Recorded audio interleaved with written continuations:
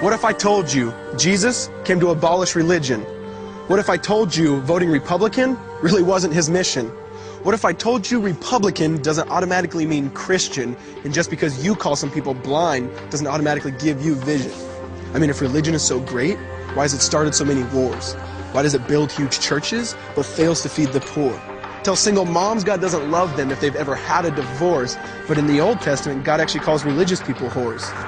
Religion might preach grace, but another thing they practice. Tend to ridicule God's people. They did it to John the Baptist. They can't fix their problems, and so they just mask it, not realizing religion's like spraying perfume on a casket. See, the problem with religion is it never gets to the core. It's just behavior modification, like a long list of chores. Like, let's dress up the outside, make it look nice and neat. But it's funny, that's what they used to do to mummies while the corpse rots underneath. Now, I ain't judging. I'm just saying, quit putting on a fake look. Because there's a problem if people only know that you're a Christian by your Facebook. I mean, in every other aspect of life, you know that logic's unworthy. It's like saying you play for the Lakers just because you bought a jersey. See, this was me too, but no one seemed to be on to me. Acting like a church kid while addicted to pornography. See, on Sunday I'd go to church, but Saturday getting faded, acting if I was simply created to just have sex and get wasted.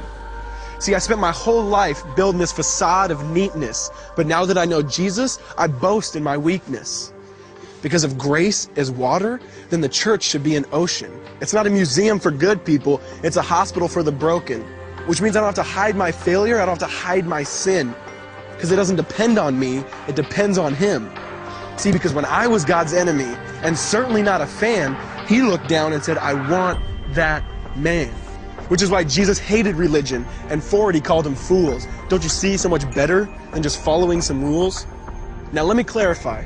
I love the church, I love the Bible, and yes, I believe in sin. But if Jesus came to your church, would they actually let Him in? See, remember He was called a glutton and a drunkard by religious men. But the Son of God never supports self-righteousness, not now, not then. Now back to the point, one thing is vital to mention. How Jesus and religion are on opposite spectrums. See, one's the work of God, but one's a man-made invention. See, one is the cure, but the other's the infection. See, because religion says do, Jesus says done.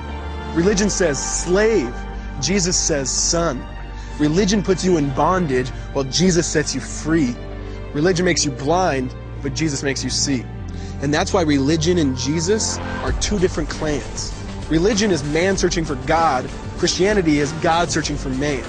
Which is why salvation is freely mine, and forgiveness is my own. Not based on my merits, but Jesus' obedience alone. Because He took the crown of thorns and the blood dripped down His face. He took what we all deserved. I guess that's why you call it grace. And while being murdered, He yelled, Father, forgive them. They know not what they do.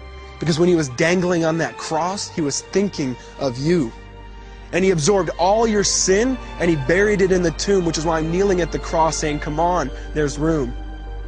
So for religion, no, I hate it. In fact, I literally resent it.